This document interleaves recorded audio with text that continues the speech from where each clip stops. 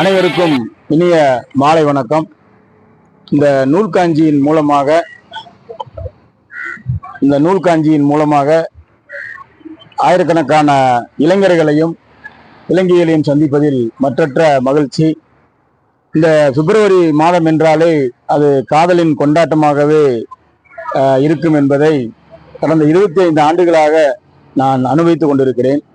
பொதுவாகவே நான் ஆரம்ப காலகட்டத்திலிருந்து ஒவ்வொரு பிப்ரவரி 14 தேதி ஒரு காதல் புத்தகத்தை, காதல் கவிதையை வெளியிட்டுக் கொண்டிருக்கிறேன். என்னுடைய முதல் காதல் கவிதை நானும் நீயும் என்ற ஒரு காதல் கவிதை. அந்த காதல் கவிதையில தொடர்ந்து நிறைய எனக்கு டைரி எழுதுறதுல பழக்கம் உண்டு. பார்த்தீங்கன்னா ஒரு இரவுக்குள்ள 300-400 கவிதைகள்லாம் எழுதிய காலகட்டங்கள் இருக்குது. கவிதைகள் இன்னும் பாரதி சொல்லுவது போல காதல் காதல் காதல் காதல் போயின் சாதல் சாதல் சாதல் என்று இந்த உலகம், இந்த மண், இந்த பூமி எல்லாம் ஈகி கொண்டிருக்கிறது என்றால் அது காதலை மையப்படுத்தி மட்டும்தான் என்று என்னால் உணர முடிகிறது.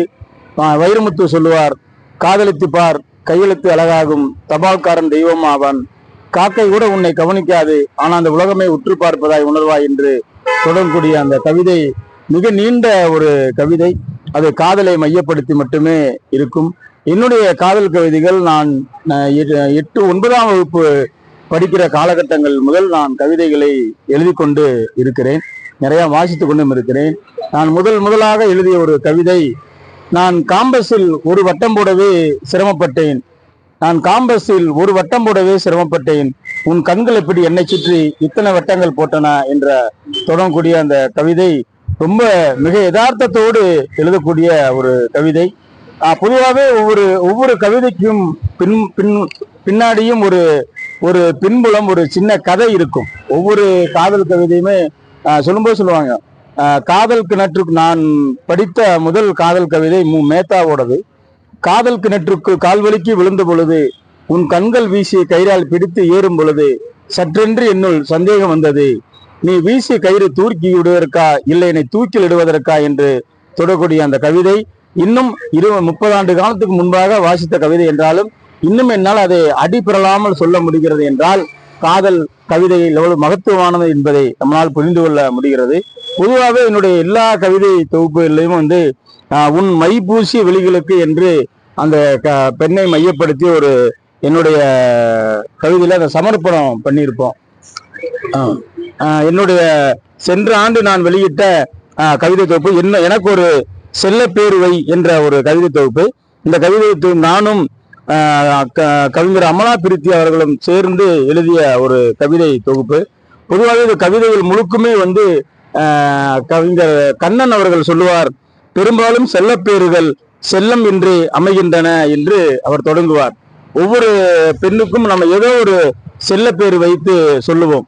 பொதுவாக இப்போ கூட என்னுடைய மனைவியை கூட அம்மு அம்மு என்றுதான் நான் அழைத்து கொண்டிருப்பேன். அப்படி எல்லாத்துக்கும் ஒரு செல்ல பேரு உண்டு. ஆனா அந்த செல்ல பேரு செல்லம் என்றே அப்படியே இருந்து விடுகிறது என்று சொல்வார்கள். அந்த கவிதையில பாத்தீங்கன்னா, நினைவுகளாகி நெஞ்சில் பெருகி சுகமே தருகிறது, உலர்களோடு சற்று சோர்ந்து விடும் நேரமெல்லாம் சுமப்பது சிலுவை எனினும் சுகமே என்று ஒரு கவிதை தொடங்கும். என்னதான் ஒரு சுமையா இருந்தால் கூட, அது சிலுவை என்று சொன்னால் கூட, அது காதலில் சுகமானது என்று அந்த கவிதையை என்னால் தொடங்க முடிகிறது. இப்படி பல கவிதைகளை என்னால் சொல்ல முடிகிறது. அதே மாதிரி பொதுவாகவே நம்ம எங்கேயாவது தண்ணி எல்லாம் இருந்ததுன்னா நம்ம கொஞ்சம் இறங்கி அதை நம்ம முகம் தெரியுதான்னு பார்ப்போம். அப்ப அந்த கவிதை எப்படி தொடங்கும்னா, ஒரு முறை என் தோட்டத்து கணத்துல நீ எட்டி பார்த்துட்டு போயிட்ட, ஒரு முறை என் தோட்டத்து கணத்துல எட்டி பார்த்துட்டு போயிட்ட, உன் நிழல் விழுந்த நீரை விழுங்கிய அயர மீன்கள் எல்லாம் இப்போது வைர மீன்களாக மிளுகின்றன என்று தொடங்கக்கூடிய கவிதை. அப்படி அதே மாதிரி அந்த சோப்பு பத்தி ஒரு கவிதை இருக்கும். நீ போடுகின்ற சோப்பு ஏன் நுரைக்கிறது தெரியுமா, அது உன்னை பார்த்து முறைக்க முடியவில்லை என்பதால் தான் அந்த சோப்புகள் நுரைத்துக் கொள்கிறது என்று சொல்லுவார்கள். அதே மாதிரி நீ வர்ற வழியில பாம்பு சட்டை கழட்டி இருக்கு, அது பார்த்து பயந்துராத, நீ ஊருக்கு வர செய்தி கேட்டு பாம்பே புதுச்சட்டை போட்டிருக்குதுன்னு சொல்லி ஒரு கவிதையே இருக்கும். அதே மாதிரி நீங்க பொதுவாகவே சென்னை போயிருந்தீங்கன்னா சென்ட்ரல் ரயில்வே ஸ்டேஷன் போயிருப்பீங்க. நான் ஒரு முறை போயிட்டு வரும்போது ஒரு கவிதை இருப்பேன், எல்லோரும் வந்து இறங்குற சென்ட்ரல் ரயில் நிலையம், எல்லோரும் வந்து இறங்குற சென்ட்ரல் ரயில் நிலையம், நீ வந்து இறங்குனதுக்கு அப்புறம் தென்ற நிலையமாவே மாறிடுச்சு அப்படிங்கிற ஒரு கவிதை. அதே மாதிரி ஒரு ரொம்ப பிடிச்ச கவிதை, இந்த திருமணத்துல எல்லாம் நகையை வந்து வாங்கி நிறைய கொடுப்பாங்க. அதே மாதிரி உனக்கு அதிகமாக உன்னை அலங்கரிக்கிறதுக்காக நிறைய நகைகளை வாங்கிட்டு வந்து எனக்கு கொடுத்தேன். எனக்கா இந்த நகை என்று நீ ஆர்ப்பரித்து கொண்டாய், நகையோ எனக்கா இந்த சிலை என்று ஆர்ப்பரித்து கொண்டது என்று ஒரு கவிதை இருக்கும். இப்படி பல நிலைகள். அதே மாதிரி சரஸ்வதியை பத்தி ஒரு கவிதை இருக்கும். உரிமை தாளத்தில் அருள் வந்து ஆடுகிறாள் சரசு, உரிமை தாளத்தில் அருள் வந்து ஆடுகிறாள் சரசு, உன் கொலுசு தாளத்தில் காதல் வந்து ஆடுகிறது என் மனசு அப்படின்னு ஒரு கவிதை இருக்கும். அதே மாதிரி எதிர் வீட்டு சாந்தி மேல சாமி வந்து, எதிர் வீட்டு சாந்தி மேல சாமி வந்து என்ன வேணும் என்ன பார்த்து கேட்கிறா, அத்தனை பேர்த்துக்கு முன்னாடி நீதான் வேண்டும் என்று எப்படி அவளிடம் நான் கேட்பேன் என்று தொடங்கக்கூடிய பல காதல் கவிதைகள் நான் எழுதியிருக்கிறேன். அதே மாதிரி யாராவது உன் பெயரை கேட்டால் நான் உச்சரிக்க மறுத்து விடுகிறேன். ஏன் தெரியுமா, உச்சரித்து ஒருவேளை உன் பெயர் எச்சில்பட்டு போடுமோ என காரணத்தினால் என்று தொடங்கிய பல கவிதைகள் காதலில் மூழ்கியிருக்கிற கவிதைகள். அதே மாதிரி ஒரு கவிதை ரொம்ப பிடிச்ச எனக்கு கவிதை, மின்சார கம்பியை மிதித்தவன் கருகி செத்தான், மின்சார கம்பியை மிதித்தவன் கருகி செத்தான், உன் பாதச்சுவட்டை மிதித்த நானும் உருகி செத்தேங்கிற ஒரு கவிதை. அதே மாதிரி அபிராமி கோயில் மரமாகி போவேன், என்றேனும் நீ வந்து அமர்ந்தால் உன் மீது நான் பூவாக விழுவேன் என்று தொடங்கக்கூடிய கவிதை. இப்படி பல கவிதைகள் வந்து எனக்கு ரொம்ப பிடிச்ச கவிதை. அதே மாதிரி கீழே பொம்மை பத்தி ஒரு கவிதை இருக்கும்.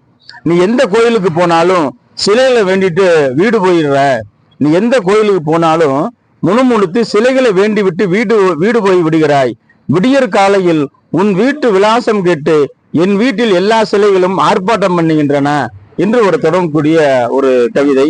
இப்படி பல கவிதைகள் வந்து எனக்கு ரொம்ப பிடிச்ச கோவில். அதே மாதிரி எங்கள் ஊர்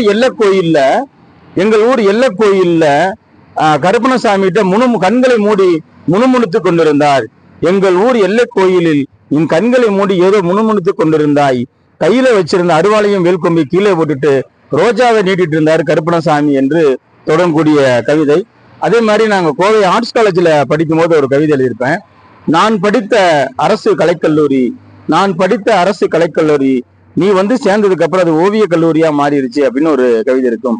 இப்படி பல கவிதைகள் வந்து ரொம்ப பிடிச்ச கவிதைகள். அதே மாதிரி எனக்கு ரொம்ப ரொம்ப பிடிச்ச கவிதை வந்து, எல்லா இதழ்களுக்கும் நான் ஆண்டு சந்தா கட்டியிருக்கிறேன், உன் இரு இதழுக்கு மட்டும் தான் நான் ஆயுள் சந்தாவே கட்டியிருக்கிறேன்னு சொல்லி கவிதை. இப்படி பல கவிதைகள் வந்து ரொம்ப பிடிச்ச கவிதை எனக்கு ரொம்ப இருக்கும். அதே மாதிரி அதுல இன்னொரு கொடக்கூடிய கவிதை வந்து, எல்லா இதழ்களுக்கும் சிறப்பு இதழ்